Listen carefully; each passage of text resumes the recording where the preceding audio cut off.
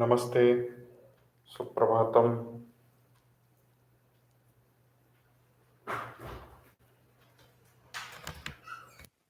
ನಮಸ್ತೆ, ಸುಪ್ರಭಾತಂ.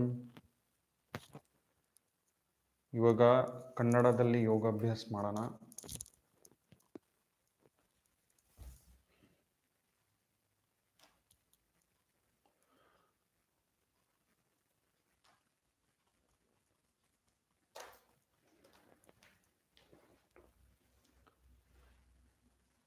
ಆರಾಮವಾಗಿ ವಜ್ರಾಸನ್, ವೀರಾಸನ್, ಸುಖಾಸನ್, ಸಿದ್ಧಾಸನ್, ಸಿದ್ಧಯೋನಿ ಆಸನದಲ್ಲಿ ಕೂತ್ಕೊಳ್ಳಿ. ಕಣ್ಣು ಮುಚ್ಕೊಂಡು ಬೆನ್ಮೂಳೆ, ಕತ್ತು ನೇರವಾಗಿ ಇಟ್ಕೊಳ್ಳಿ. ತರ್ಜನಿ ಅಂಗುಷ್ಟಗೆ ಸ್ಪರ್ಶ ಆಗಲಿ. ಅಲ್ಲಿ ಹೃದಯ ಸ್ಪಂದನ ಸಿಗುತ್ತೆ, ಅದರ ಮೇಲೆ ಗಮನ ಇಟ್ಕೊಳ್ಳಿ. ಆದಮೇಲೆ ಶ್ವಾಸ ಪ್ರಶ್ವಾಸ ಪ್ರಕ್ರಿಯೆ ಹೇಗೆ ನಡೀತಾ ಇದೆ ಅದರ ಮೇಲೆ ಗಮನ ಇಟ್ಕೊಳ್ಳಿ. ನೀವು ಉಸಿರಾಟ ಒಳಗಡೆ ತಗೊಳ್ತೀರಾ, ಆವಾಗ ಹೊಟ್ಟೆ ತುಂಬ್ಕೊಂಡು ಆಚೆ ಬಂದ್ಬಿಡತ್ತೆ. ಉಸಿರಾಟ ಬೀಡುವಾಗ ಹೊಟ್ಟೆ ಒಳಗಡೆ ಹೋಗುತ್ತೆ.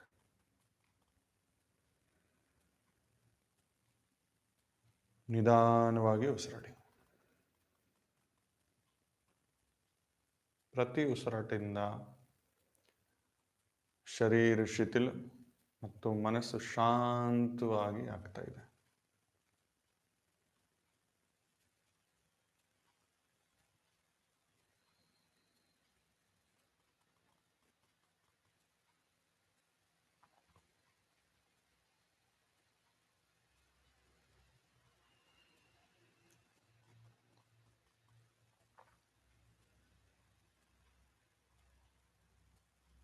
ಮುಂದೆ ಹೋಗ್ತಾ ನಾಸಿಕಾ ಛಿದ್ರ, ಮೂಗತ್ರ ಗಮನ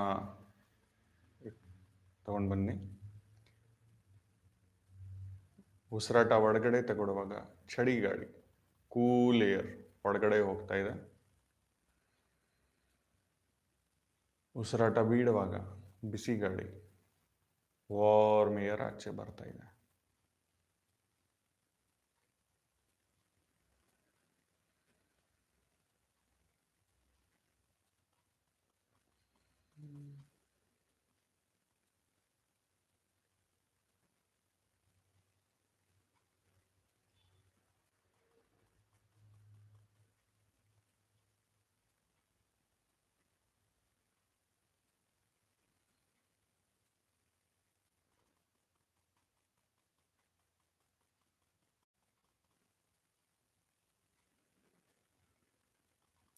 ನಿಧಾನವಾಗಿ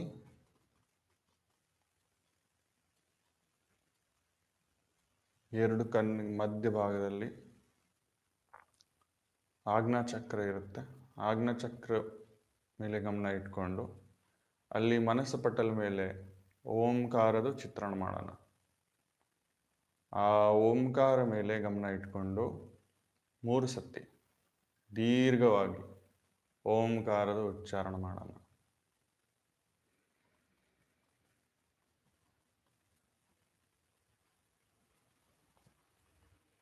ಓ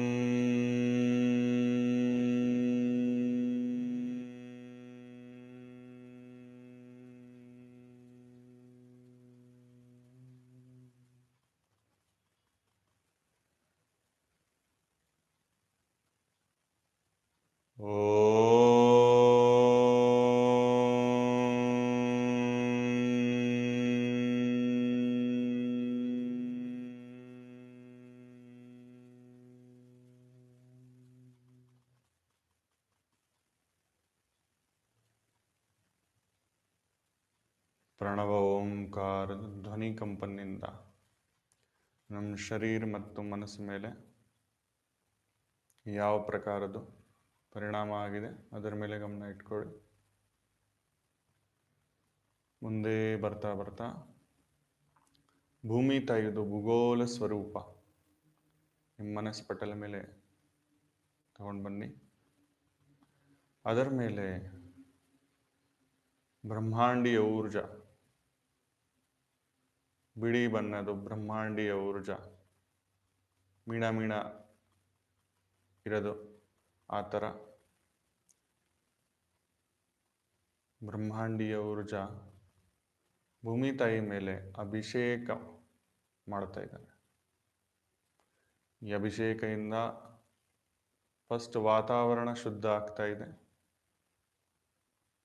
ಆದಮೇಲೆ ನಮ್ಮ ಶರೀರದ ಶೀರ್ಷ ಭಾಗದಿಂದ ಈ ಬ್ರಹ್ಮಾಂಡೀಯ ಊರ್ಜಾ ನಮ್ಮ ಶರೀರ ಒಳಗಡೆ ಸ್ಥಾಪನೆ ಆಗ್ತಾ ಇದೆ.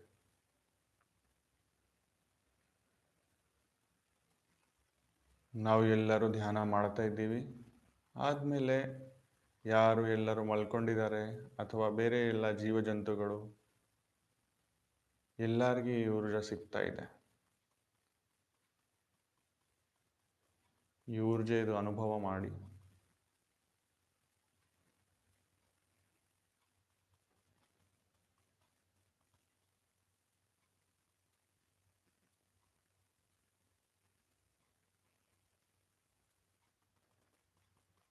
ನಿಧಾನವಾಗಿ ಈ ಊರ್ಜೆಯಿಂದ ಎಲ್ಲರಿಗೆ ಸದ್ವಿಚಾರ ಬರ್ತಾ ಇದೆ. ಎಲ್ಲರೂ ಶಕ್ತಿಶಾಲಿ ಆಗ್ತಾ ಇದ್ದಾರೆ ಸತ್ಕರ್ಮಕ್ಕೋಸ್ಕರ. ಅದರ ಮೇಲೆ ಗಮನ ಇಟ್ಕೊಂಡು ಮುಂದಿನ ಅಭ್ಯಾಸ ಮಾಡೋಣ. ನಮಸ್ಕಾರ ಮುದ್ರ. ಓಂಕಾರ ಆದಮೇಲೆ ಸಹನಾವವತು ದೀರ್ಘ ಉಸಿರಾಟ ತಗೊಂಡು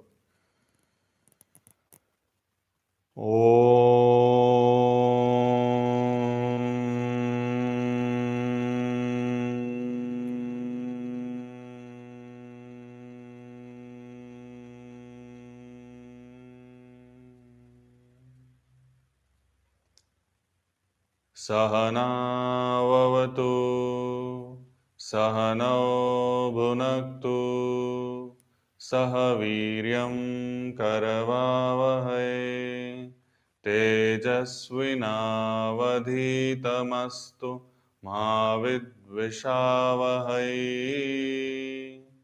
ॐ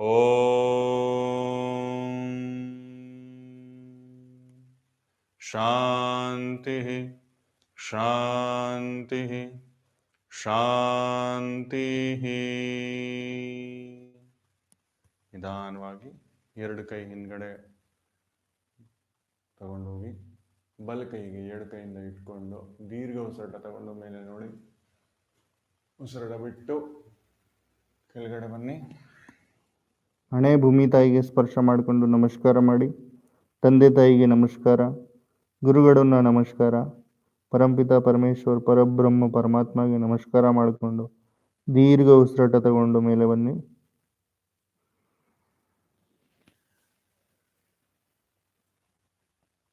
ನಿಧಾನವಾಗಿ ಹಿಂಗೆ ಕೈ ಬಿಟ್ಟು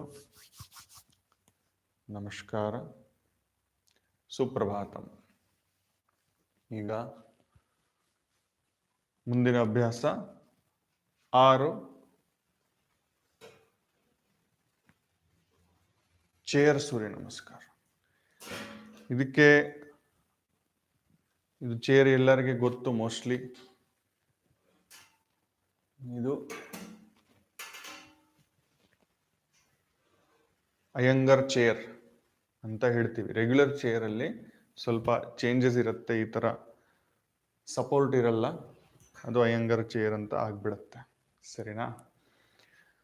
ನಮಸ್ತೆ, ಸುಪ್ರಭಾತಂ, ಹರಿ ಓಂ, ಸುಪ್ರಭಾತಂ ಸುಪ್ರಭಾತಂ ಸುಪ್ರಭಾತಂ ಸುಪ್ರಭಾತಂ, ನಮಸ್ತೆ, ಸುಪ್ರಭಾತಂ, ಹರಿ ಓಂ, ಓಂ ಸುಪ್ರಭಾತಂ, ಜೈ ಶ್ರೀ ಕೃಷ್ಣ, ಸುಪ್ರಭಾತಂ.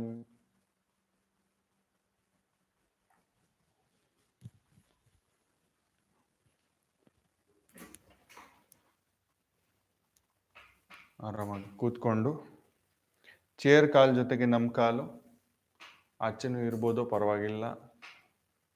ಹೊಟ್ಟೆ ಸ್ವಲ್ಪ ಜಾಸ್ತಿ ಇದ್ರೆ ಆಚೆ ಇರಬೇಕು. ಹೊಟ್ಟೆ ಅಷ್ಟು ದಪ್ಪ ಇಲ್ಲ ಅಂದರೆ ಒಳಗಡೆ ಇಡಿ, ಪರವಾಗಿಲ್ಲ. ಓಕೆ, ಸ್ವಲ್ಪ ಸಪೋರ್ಟು ಸಿಗತ್ತೆ. ಬೆನ್ಮೂಡೆ ಕತ್ತು ಸ್ಟ್ರೈಟ್ ಇರಬೇಕು. ಆದಮೇಲೆ ನಮಸ್ಕಾರ ಮಂತ್ರ. ಓಂ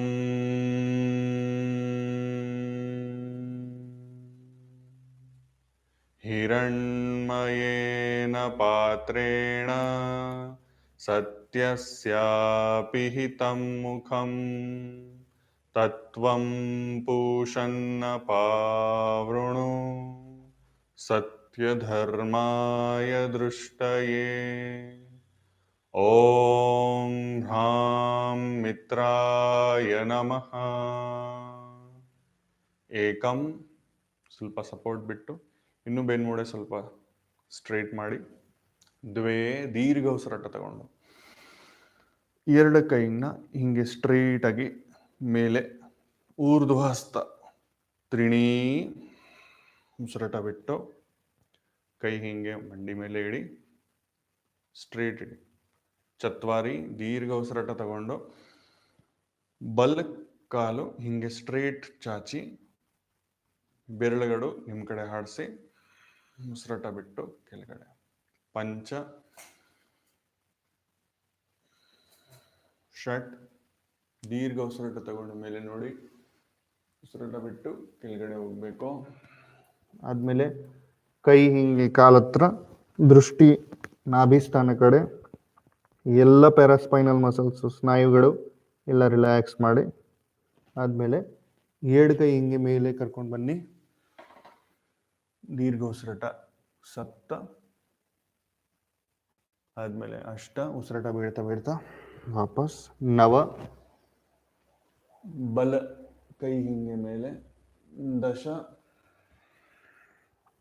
ಏಕಾದಶ, ಎರಡು ಕೈ ಹಿಂಗೆ ಮೇಲೆ ಬರಬೇಕು. ದ್ವಾದಶ, ನಮಸ್ಕಾರ ಮುದ್ರ. ಓಂ ಹ್ರೀಂ ರವಯೇ ನಮಃ. ಏಕಂ, ದ್ವೇ, ತ್ರೀಣಿ, ಚತ್ವಾರಿ, ಪಂಚ, ಷಟ್, ಸಪ್ತ, ಅಷ್ಟ, ನವ, ದಶ, ಏಕಾದಶ, ದ್ವಾದಶ. ಓಂ ಹ್ರೂಂ ಸೂರ್ಯಾಯ ನಮಃ. ಏಕಂ, ದ್ವೇ, ತ್ರೀಣಿ, ಚತ್ವಾರಿ, ಪಂಚ, ಷಟ್, ಸಪ್ತ, ಅಷ್ಟ, ನವ, ದಶ, ಏಕಾದಶ, ದ್ವಾದಶ. ಓಂ ಹ್ರೈಂ ಸವಿತ್ರೇ ನಮಃ. ಏಕಂ, ದ್ವೇ, ತ್ರೀಣಿ, ಚತ್ವಾರಿ, ಪಂಚ, ಷಟ್, ಸಪ್ತ, ಅಷ್ಟ, ನವ, ದಶ, ಏಕಾದಶ, ದ್ವಾದಶ. ಓಂ ಹ್ರೌಂ ಖಗಾಯ ನಮಃ. ಏಕಂ, ದ್ವೇ, ತ್ರೀಣಿ, ಚತ್ವಾರಿ, ಪಂಚ, ಷಟ್, ಸಪ್ತ ಅಷ್ಟ ನವ ದಶ ಏಕಾದಶ ದ್ವಾದಶ. ಓಂ ರಹ ಪೂಷ್ಣೇ ನಮಃ. ಏಕಂ ದ್ವೇ ತ್ರೀಣಿ ಚತ್ವಾರಿ ಪಂಚ ಷಟ್ ಸಪ್ತ ಅಷ್ಟ ನವ ದಶ ಏಕಾದಶ ದ್ವಾದಶ. ಓಂ ಹ್ರಾಂ ಹಿರಣ್ಯಗರ್ಭಾಯ ನಮಃ. ಓಂ ಹ್ರೀಂ ಮರೀಚಯೇ ನಮಃ. ಓಂ ಹ್ರೂಂ ಆದಿತ್ಯಾಯ ನಮಃ. ಓಂ ಹ್ರೈಂ ಸವಿತ್ರೇ ನಮಃ. ಓಂ ಹ್ರೌಂ ಅರ್ಕಾಯ ನಮಃ. ಓಂ ರಹ ಭಾಸ್ಕರಾಯ ನಮಃ. ಓಂ ಶ್ರೀ ಸವಿತ್ರ ಸೂರ್ಯ ನಾರಾಯಣಾಯ ನಮಃ. ನಿಧಾನವಾಗಿ ಕೈ ಹಿಂಗೆ ಆಕಾಶ ಕಡೆ, ಬಿಡಿ ಭಾಗ ಆಕಾಶ ಕಡೆ ಇರಲಿ. ಸ್ವಲ್ಪ ಶರೀರಿಗೆ ಶಿಥಿಲ ಮಾಡಿಕೊಂಡು, ಮನಸ್ಸಿಗೆ ಶಾಂತ ಮಾಡಿಕೊಂಡು ಭಗವಾನ್ ಶ್ರೀ ಸೂರ್ಯ ಮೇಲೆ ಗಮನ ಇಟ್ಕೊಡೋಣ. ಹೆಂಗೆ ಸೂರ್ಯ ಪ್ರಕಾಶದಿಂದ ಈ ಭೂಮಿ ತಾಯಿ ಮೇಲೆ ಪ್ರಾಣವಾಯು ಮತ್ತು ಅನ್ನದ ಉತ್ಪಾದನೆ ಆಗತ್ತೆ, ಈ ಅನ್ನ ಮತ್ತು ಪ್ರಾಣ ನಾವು ಎಲ್ಲ ಶರೀರ ಒಳಗಡೆ ತಗೊಳ್ತೀವಿ. ಅದರಿಂದಾನೇ ಪ್ರತ್ಯೇಕ ಕೋಶಕ್ಕೆ ಊರ್ಜಾ ಸಿಗೋದು, ಪ್ರತ್ಯೇಕ ಕೋಶಲ್ಲಿ ಎಲ್ಲ ಕೆಲಸಗಳು ನಡೆಯೋದು. ಇದರಿಂದಾನೇ ನಮ್ಮದು ಜೀವನ ಅಸ್ತಿತ್ವ. ಅದರ ಮೇಲೆ ಸ್ವಲ್ಪ ಮಾಡಿ. ಪ್ರತ್ಯೇಕ ಕೋಶದಲ್ಲಿ ಭಗವಾನ್ ಶ್ರೀ ಸೂರ್ಯ ಊರ್ಜಾ ರೂಪಲ್ಲಿ ವಿರಾಜಮಾನಿದ್ದಾರೆ. ಅದರ ಮೇಲೆ ಗಮನ ಇಟ್ಕೊಳ್ಳಿ, ಅನುಭವ ಮಾಡಿ.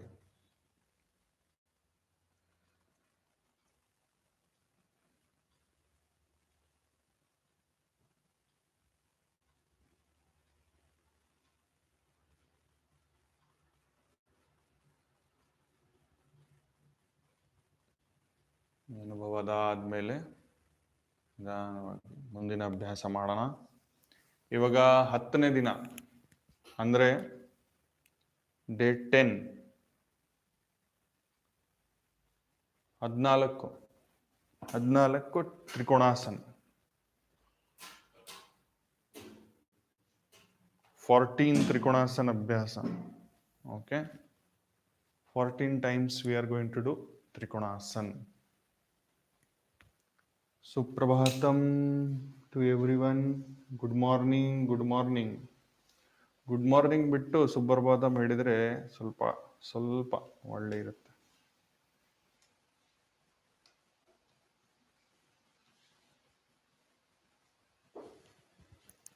ಪ್ರಯತ್ನ ಮಾಡೋಣ.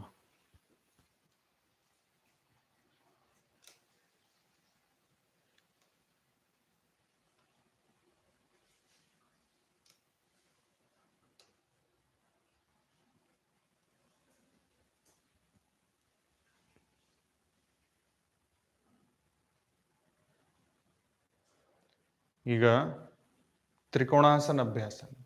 ಫಸ್ಟ್ 2-3 ರೌಂಡ್ಸು ನಿಧಾನವಾಗಿ ಮಾಡಿ, ನಿಧಾನವಾಗಿ. ಓಕೆ, ಸರಿನಾ? ಬಲ್ಕಾಲ್ ಹಿಂಗೆ ಚರ್ಚಿ, ಸ್ವಲ್ಪ 3-4 ಅಡಿ ಹಿಂಗೆ ಇಡಿ.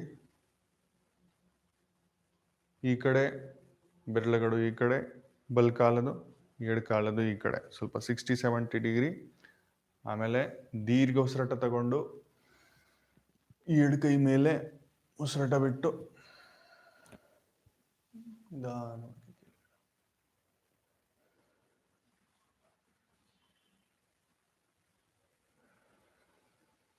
ಉಸಿರಾಟ ತಗೊಂಡು ವಾಪಸ್ ಉಸಿರಾಟ ಬಿಟ್ಟು ಡೈರೆಕ್ಷನ್ಸ್ ಚೇಂಜ್.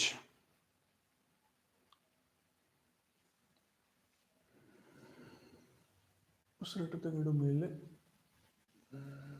ಉಸಿರಾಟ ಬಿಟ್ಟು ಕೆಳಗಡೆ.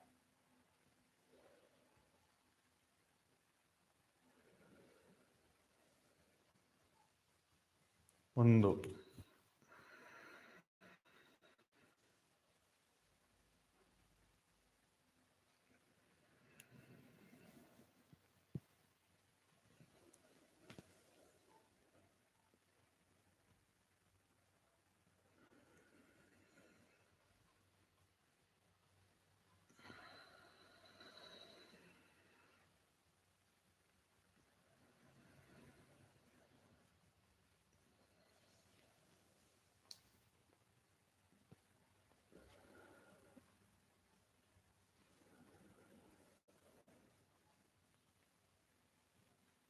ಎರಡು,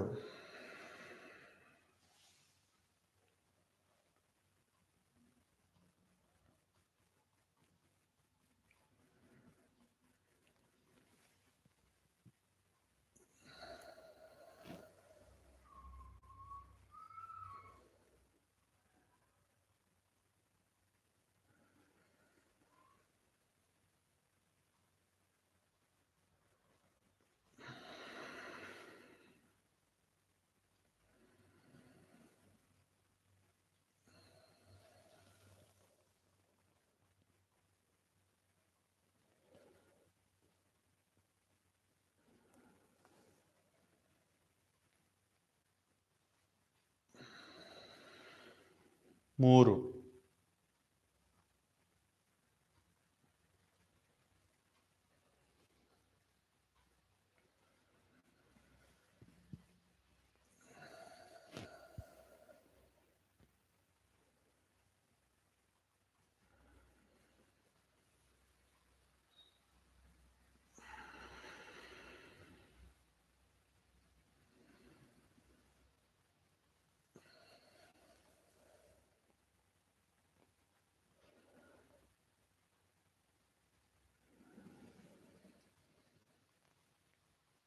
4,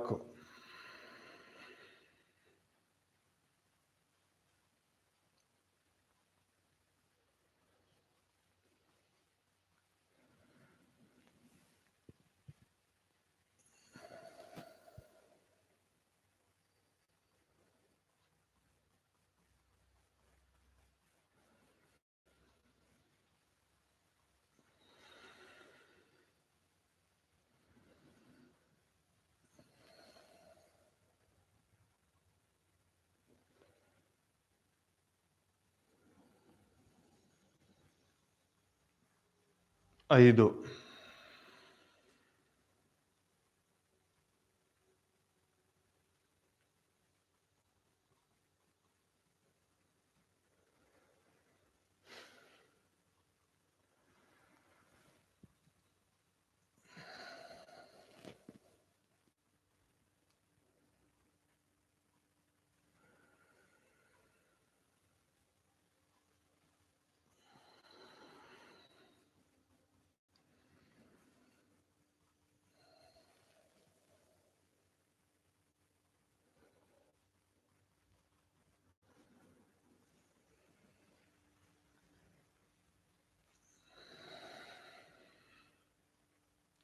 6, 7,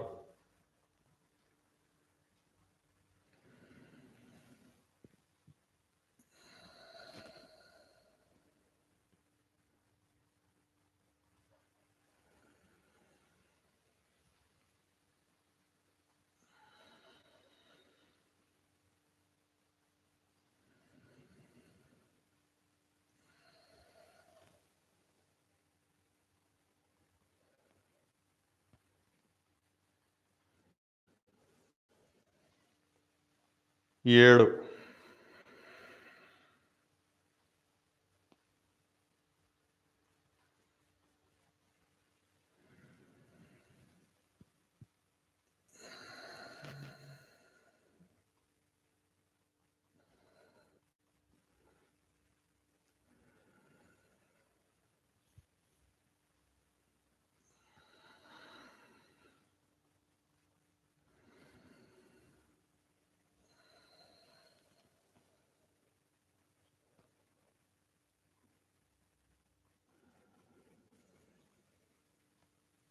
8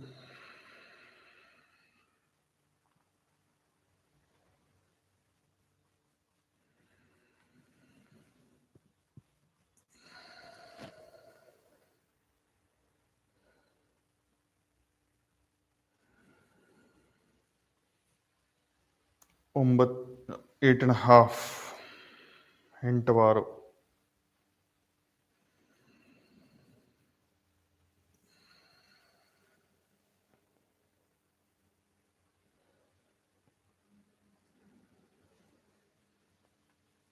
9 10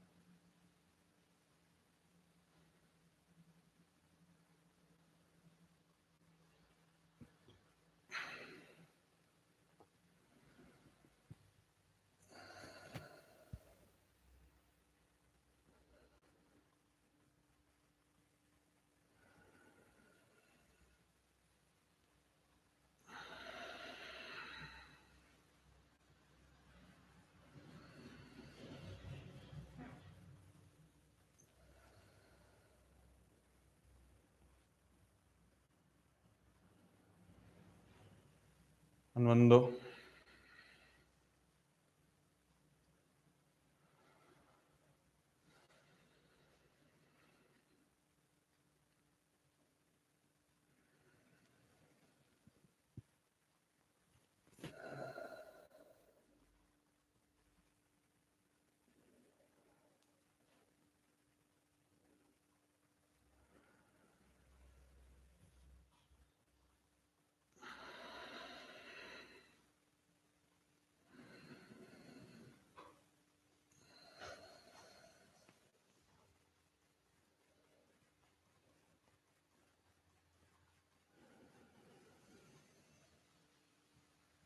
12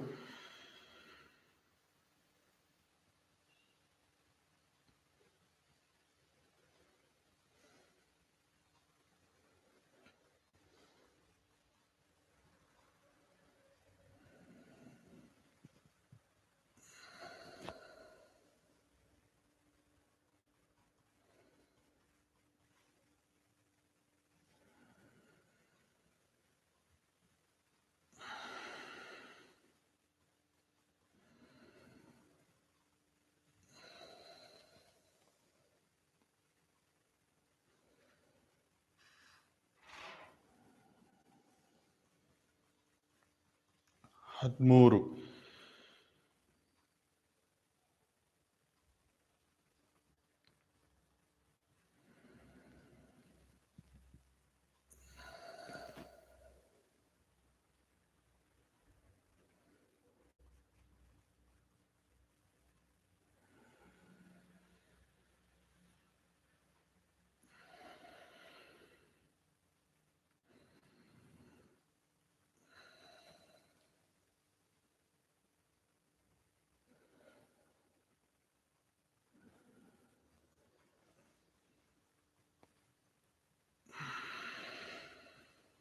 14 ಇವಾಗ ಅಭ್ಯಾಸ ತ್ರಿಕೋಣಾಸನ ಅಭ್ಯಾಸ ಮುಗೀತು. ಶಿಥಿಲ ತಾಡಾಸನ ಮಾಡಿ ಆರಾಮಾಗಿ ಸ್ವಲ್ಪ ಹೊತ್ತು ರಿಲ್ಯಾಕ್ಸ್ ಮಾಡಿ ಆದ್ಮೇಲೆ ಕೂತ್ಕೋಬೇಕು.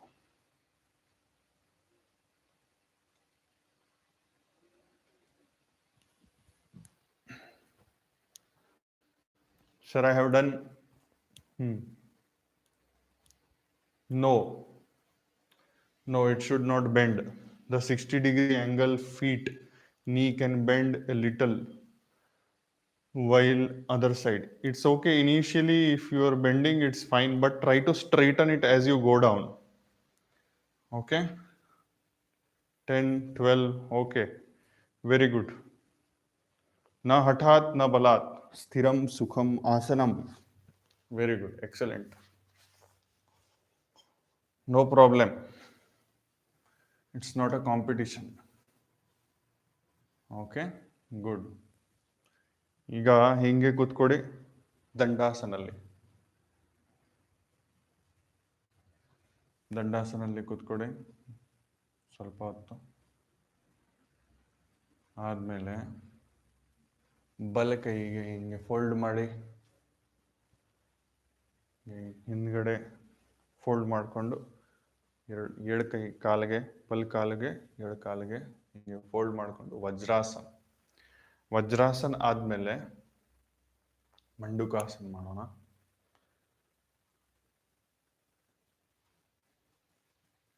ಹೆಬ್ಬಟ್ಟು ಒಳಗಡೆ ಹಿಂಗೆ ಒಕ್ಲು ಹತ್ರ ಹಿಂಗೆ ಇಟ್ಕೊಂಡು ಮಂಡುಕಾಸನ. ದೀರ್ಘ ಉಸಿರಾಟ ತಗೊಂಡು ಮೇಲೆ ನೋಡಿ, ಉಸಿರಾಟ ಬಿಟ್ಟು ಕೆಳಗಡೆ ಹೋಗಿ. ಹೊಟ್ಟೆಗೆ ಸ್ವಲ್ಪ ಸಾಫ್ಟ್ ಮಾಡಿ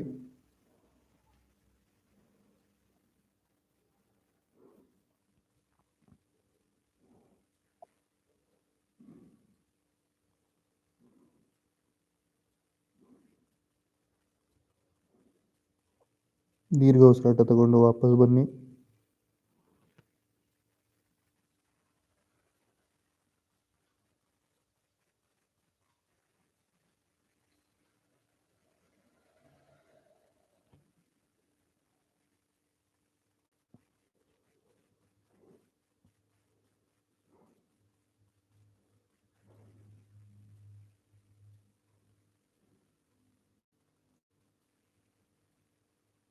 ದೀರ್ಘ ಉಸಿರಾಟ ತಗೊಂಡು ಮೇಲೆ ಬನ್ನಿ.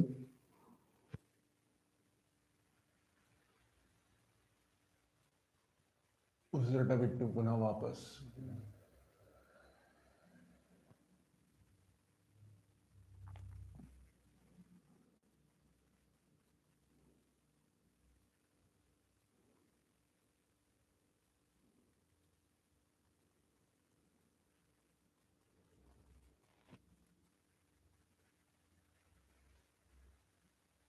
ಉಸಿರಾಟ ತಗೊಂಡು ವಾಪಸ್. ಬ್ರಹ್ಮ ಮುದ್ರಾ ಬಿಡಿ.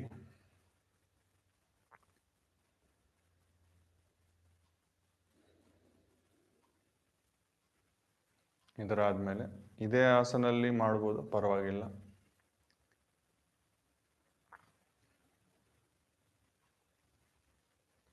ನಾಡಿ ಶುದ್ಧಿ ಪ್ರಾಣಾಯಾಮ ಮಾಡೋಣ. ನಾಡಿ ಶುದ್ಧಿಗೋಸ್ಕರ ಎರಡು ಕೈ ಹಿಂಗೆ ಇರುತ್ತೆ.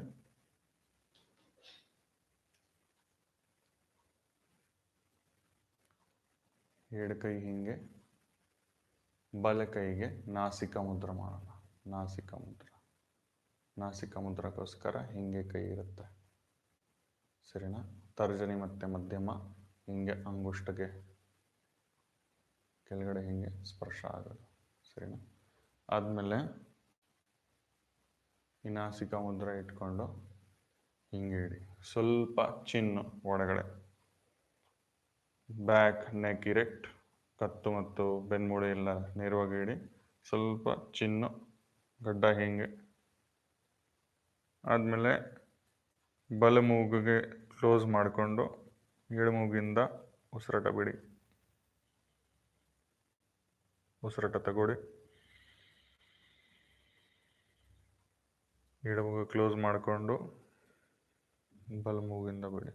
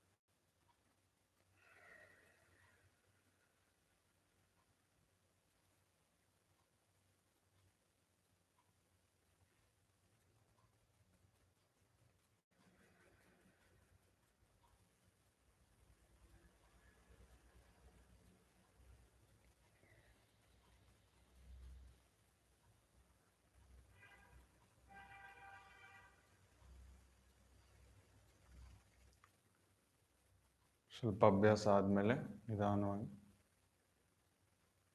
ನಾಸಿಕಾ ಮುದ್ರಾ ತೆಗೆದುಬಿಟ್ಟು ಚಿನ್ಮುದ್ರ ಹಾಕಿ ನಾರ್ಮಲ್ ರೆಗ್ಯುಲರ್ ಉಸಿರಾಟ ತಗೊಳ್ಳಿ.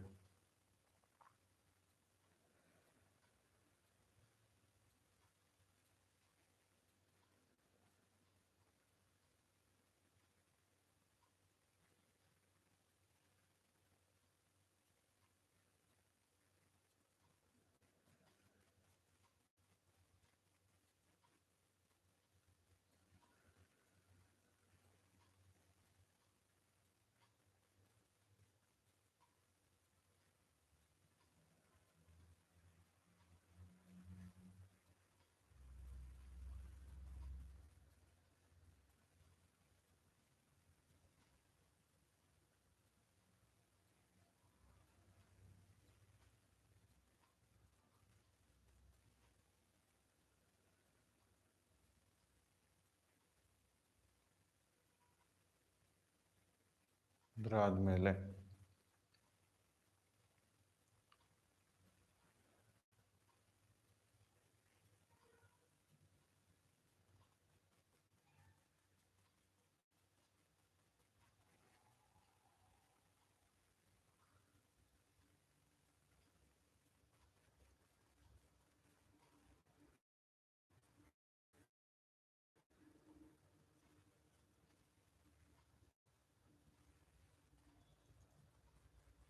ಗಾಯತ್ರಿ ಮುದ್ರೆ ಮಾಡೋಣ.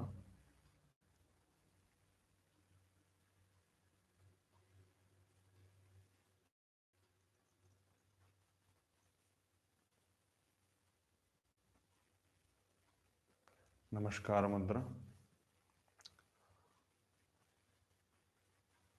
ಓಂ ಭೂರ್ಭುವಃ ಸ್ವಃ ತತ್ ಸುಮುಖಂ ಸ ಸಂಪುಟಂ ವಿತತಂ ತು ವಿಸ್ತೃತಂ ರ್ವ ದ್ವಿಮುಖಂ ರೇ ತ್ರಿಮುಖಂ ಣಿ ಚತುರ್ಮುಖಂ ಯಂ ಪಂಚಮುಖಂ ಭ ಷಟ್ಮುಖಂ ರೋ ಅಧೋಮುಖಂ ದೇ ವ್ಯಾಪಕಾಂಜಲಿ ವ ಶಕಟಂ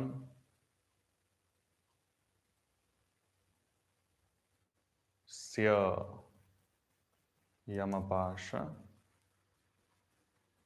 ಧೀ ಗ್ರಂಥಿತಂ ಮ ಉನ್ಮುಖೋನ್ಮುಖಿ ಹಿ ಪ್ರಲಂಬ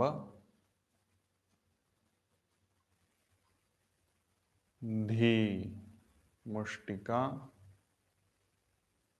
ಯೋ ಮತ್ಸ್ಯ ಯೋ ಕೂರ್ಮ ನಃ ವರಾಹ ಪ್ರ ಸಿಂಹಕ್ರಾಂತ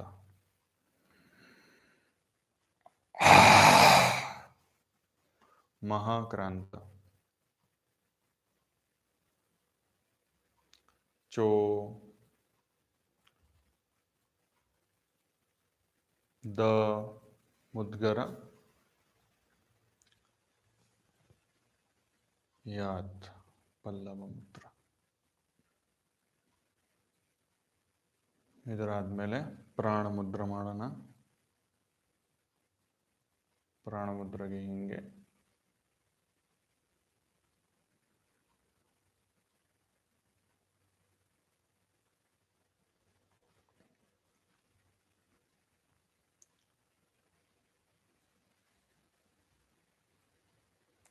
ಸೊ ಜಸ್ಟ್ ಅಲ್ಲೇ ಮುಟ್ಟಿದ್ರೆ ಹೃದಯ ಕಂಪನ ಸಿಗತ್ತೆ, ಪಲ್ಸ್. ಆ ಪಲ್ಸ್ ನಾಡಿ ಮೇಲೆ ಗಮನ ಇಟ್ಕೊಡಿ.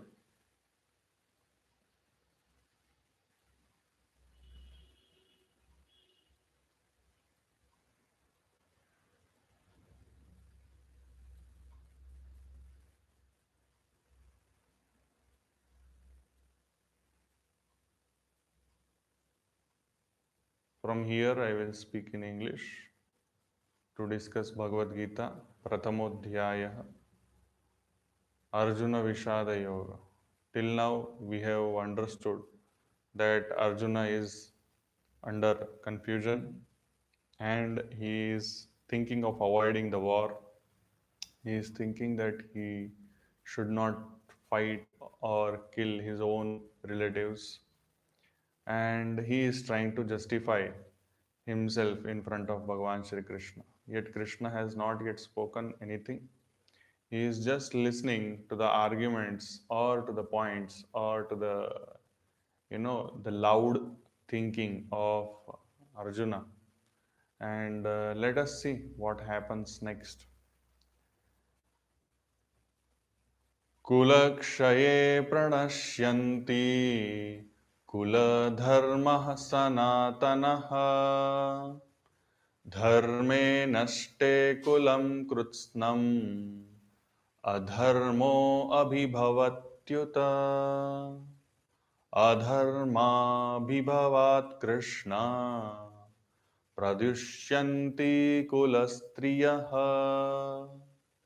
स्त्रीषु दुष्टासु वार्ष्णेय जायते वर्णसंकरः.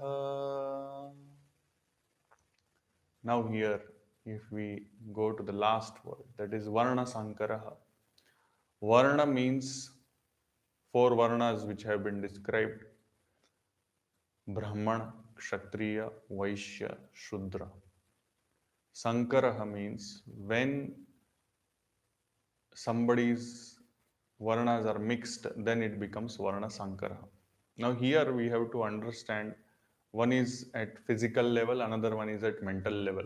We have to understand this.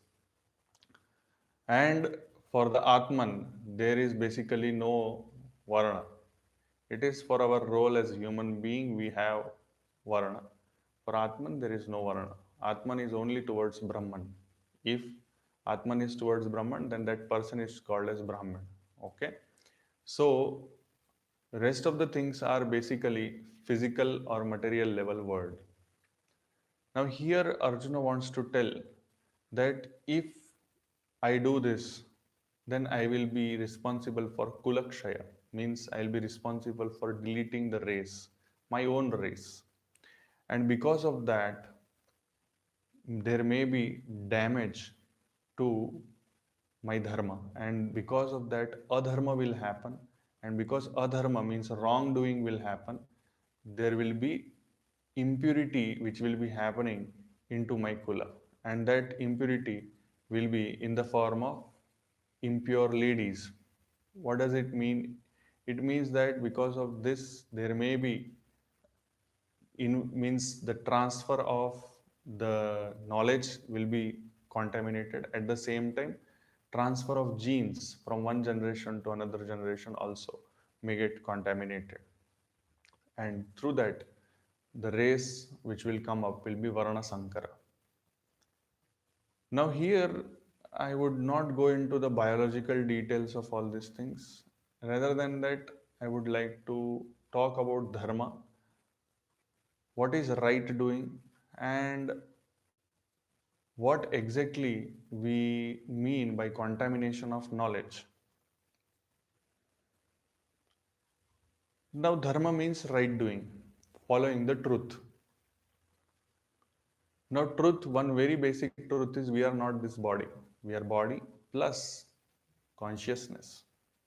And when we understand that, it means that our identification as a body is just one of the identifications, not complete identifications. And how much we dive deep into the consciousness, that is our dharma. At the same time, trying to find the same consciousness within others, that is also dharma. When we do some action, if it is only trying to satisfy our senses, then it is selfishness. And when we try to do an action which helps overall other human beings, other animals, other living beings, then it becomes selflessness, righteousness, and that is also dharma. So what happens if we see into the current generation, or we can see at that time also what had happened? We will try to analyze in both the ways. At that time, Pandavas were not being identified as human beings. They were being treated very inferiorly. In today's era also, similar things happen. We see people ill-treating each other. They do not consider the other being as a being, other being as a living being. They try to take benefits out of the other being and then they forget about it. Or even they may damage the other human being. It happens. It has happened with me, it has happened with you, with all of us, it happens. Another thing is that pure love, unconditional love, it goes down. Whenever such kind of conflict or dilemma or war it is coming because of lack of unconditional love towards each other. Now, what does it mean? Even in the family, if we see, there will be many a times many things happening. Children will not respect parents. Parents will not love children equally. One child will be favorite and another child will not be. There will be so many things like that in the relation between uncle and so many things will be keeping on happening. People will be fighting over a piece of land because they think that that is the ultimate thing. And yes, these all things, selfishness leads to cutting down of the kula dharma. Kula dharma, which is there in the whole race, in the whole family, it goes off. And people do not obey that. Suppose, for example, I want to speak about Shraddha. We do Shraddha. What does it mean? Does it mean just giving something away, giving dana and chanting some mantras and just doing it on a particular day and forget about it? No, it is not that. Shraddha means we are remembering great characteristics of the person who is not there with us. Suppose it was my grandmother and I am doing a Shraddha. And if I do not remember her daily, if I do not remember or if I do not imbibe the characteristics of her, the selflessness which she had, the kind of bhakti she had, the kind of tapasya she used to do, then I am not following Kula Dharma. Even if I am doing Shraddha, it is a like karma kanda I am doing, but I am not actually following the Dharma if I am not imbibing her characteristics.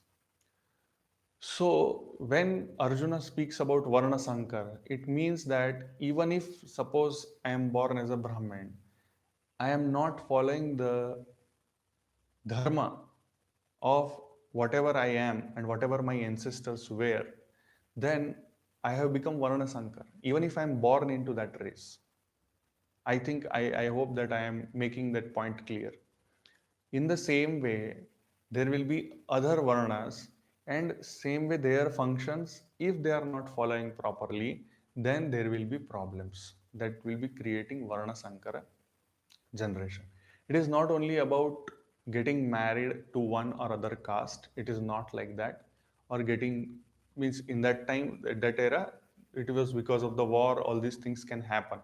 And because of war, the whole kula can get destroyed, and then later on all the ladies will go to the different caste. That we are not talking about here. We are talking about the mindset. We are not talking about the body set. We're talking about mindset because mind is equally important. Even if some people are born as one or the other varna, if their ways of living are not according to that, then they are varna sankaras. I hope that we all understand this. And varna as such is not permanent. One we should understand very, very dearly and very, very important way. And all of us actually we are seeking Brahman. If we are seeking Brahman, then we become Brahmins. If we are seeking a war, suppose here, if Guru Dronacharya is a Brahmin, but if he is seeking war, then he is a Kshatriya in the war. Parashuram, if he is killing all the Kshatriyas, then he himself, from Brahmin, he has become a Kshatriya. Rishi Vishwamitra. Rishi Vishwamitra was born as a Kshatriya.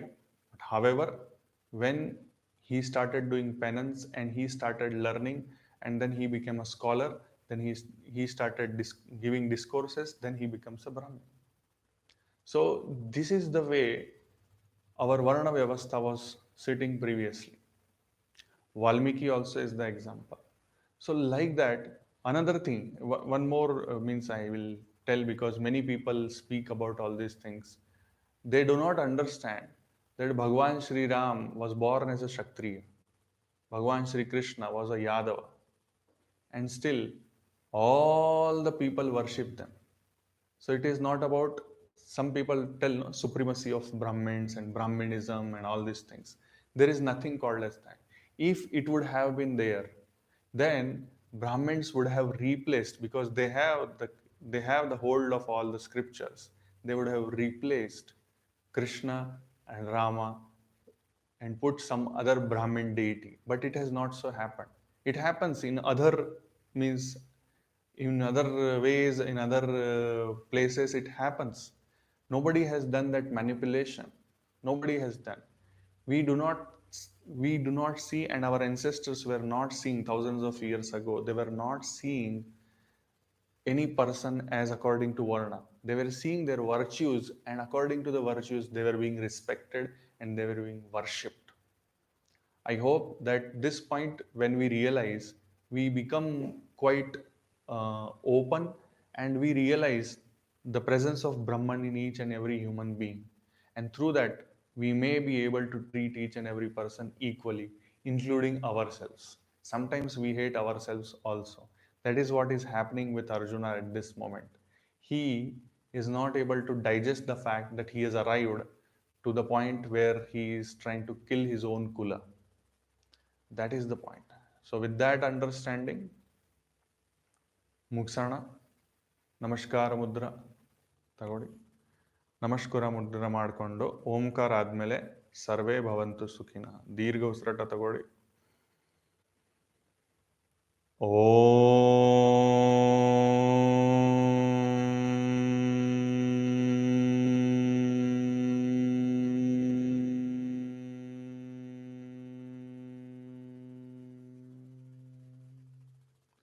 सर्वे भवन्तु सुखिनः, सर्वे सन्तु निरामया, सर्वे भद्राणि पश्यन्तु, मा कश्चित् दुःखभाग् भवेत्.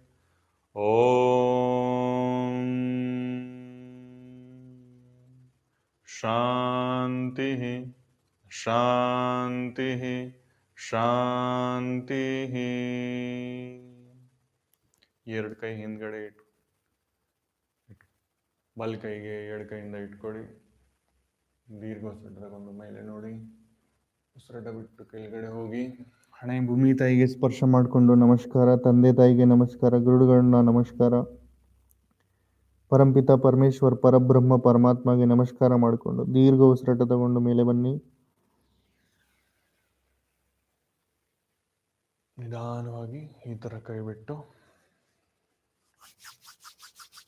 ಘರ್ಷಣ ಮಾಡಿ.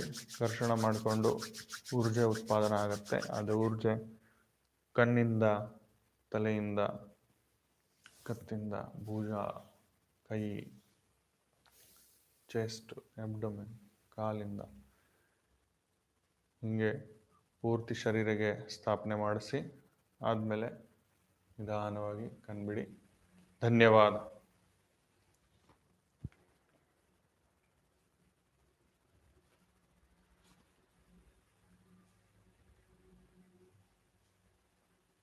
I did 14 with my hand reaching till the ankle. Very good. Jai Lakshmi ji 14, completed 14. Great. Shanta ji, Murti ji 14. Very good. How to take correct decision without getting overwhelmed by the great person trying to convince from the other hand. Okay. Means it requires This is no doubt on Arjuna Lord Krishna saga, because other end was simply was Almighty Himself. Actually, Arjun is also Almighty Himself. The only thing is, Arjuna did not know that. Correct? All of us have God within us, Aham Brahmasmi. But the only thing is, because of the coating of the ego, here we have discussed 2 3 days back, Sattvic ego. So, and because of not able to identify ourselves beyond our name, beyond our caste, beyond our religion, at that point we have all these doubts. But when we know that we are pure consciousness, just wrapped into this body, then we will understand, and then we will be able to do amazing things. So there is no doubt on Arjuna, Lord Krishna saga, because other hand was Almighty itself. Okay.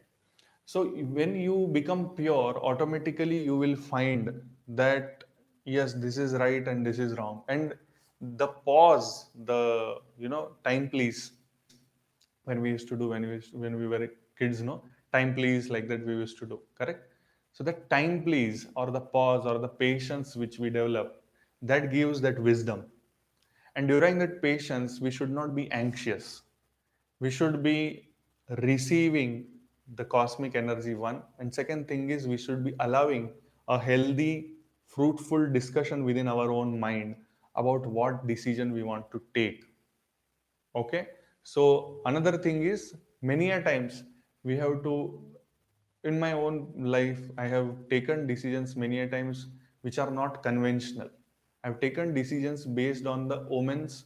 I have taken decisions based on, okay, whatever comes I have to accept, and the result has been beautiful till now.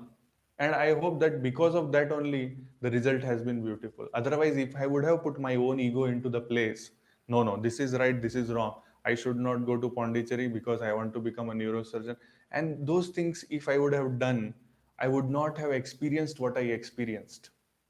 So I feel that sometimes surrender is the best policy.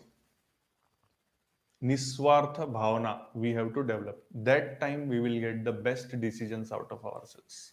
Okay.